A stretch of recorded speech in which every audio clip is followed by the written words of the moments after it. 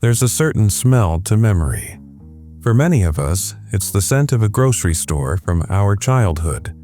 Not just the bread or the coffee, but the clean, slightly waxy smell of the linoleum, the chill from the dairy case, the sound of a cash register that had weight to it. It was a place of small wonders. Today, we're dusting off those memories and looking at 10 forgotten grocery store features from the past. Before the endless, silent sea of white tile, many neighborhood markets had wide wooden floorboards. Your footsteps and the wheels of your cart made a distinct clack, clack, clack sound that echoed through the aisles. It felt solid, honest, like a general store. It disappeared simply because sealed linoleum and tile were easier to clean and maintain as stores grew bigger. We traded that homey soundtrack for sterile silence. This was pure, unscripted theater. Invented by Kmart, but adopted by many supermarkets, a sudden flashing blue light and a crackling intercom announcement would send shoppers hustling to a specific aisle for a surprise, short-term discount.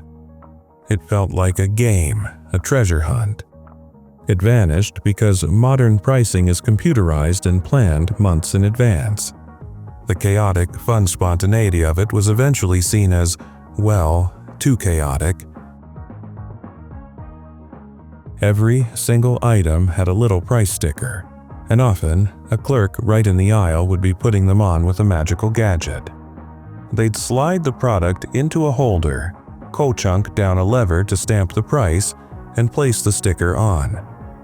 It meant prices were adjusted by hand. It was personal. It disappeared with the rise of the universal barcode and shelf labels. The savings in labor and time was massive, but we lost that tiny human proof that someone had just handled your can of peaches. Just inside the front doors, often next to a red metal coin machine, stood a wall of sturdy wooden crates. This is where you'd bring back your empty glass soda bottles. The clinking sound was constant. It taught a generation about recycling before the word was common. It was a small ritual. Single-use plastics and aluminum cans made the system obsolete. The heavy, breakable bottles just weren't worth the cost to wash and refill for the big bottling companies anymore. The meat department wasn't just a wall of pre-packed foam trays. There was a counter, sawdust on the floor, and a real, friendly butcher in a white apron and a paper hat. You'd tell him what you needed: a 2-inch thick steak, a stew hen, 3 pounds of ground chuck, and he'd get it for you. It was a relationship. The demand for convenience and the efficiency of central packaging plants made this personalized service a rarity, reserved now mostly for high-end specialty shops. For a tired parent, it was a lifesaver. For a kid, it was the highlight of the trip. The bakery section almost always had a friendly woman offering a free, fresh-baked sugar or chocolate chip cookie to children. It wasn't a policy you'd find written down, it was just a kindness. Fears over allergies, liability, and plain old cost-cutting slowly ended this sweet tradition. A simple act of community warmth got lost in the rulebook. Stores had an aura of mystery. You'd see swinging double doors with porthole windows leading to the mythical back room. That's where the magic happened, where pallets were broken down, where the extra stock lived. Sometimes a stock boy would burst through those doors with a box, letting a glimpse of that hidden world spill out. Modern, open-plan design and just-in-time inventory killed the back room. Now, everything is on the sales floor. The mystery is gone. Grocery shopping required a small ceremony at the register. After the order was tallied by hand or on a chunky register, you'd pull out your checkbook, fill in the amount, and hand it over. The cashier would then get out a big paper directory of bad check writers to verify you. It required trust and a moment of patience from everyone in line.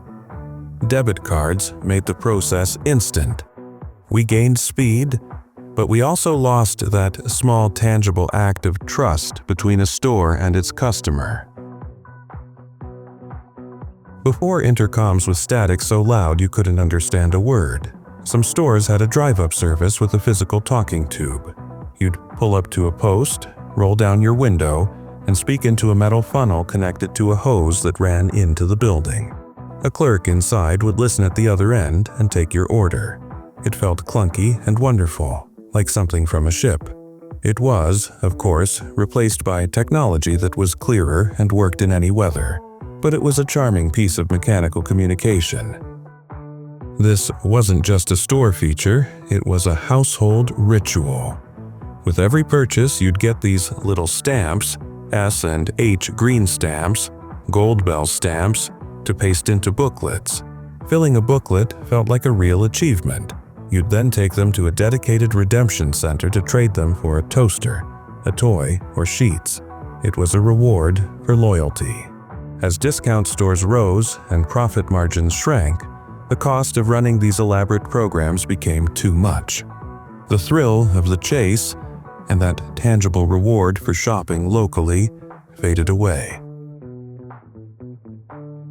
They were just small parts of the errand, a sound, a smell, a little kindness. But together they created an experience that felt more human and maybe a bit more magical than the one we have today.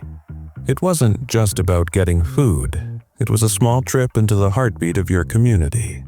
Which one of these do you remember the most? Or is there another forgotten grocery store memory you hold on to? Share your story down in the comments below. If you enjoyed this little trip down the aisle of memory, be sure to like this video and subscribe to American Rewind for more. Thanks for watching, and until next time, keep those memories fresh.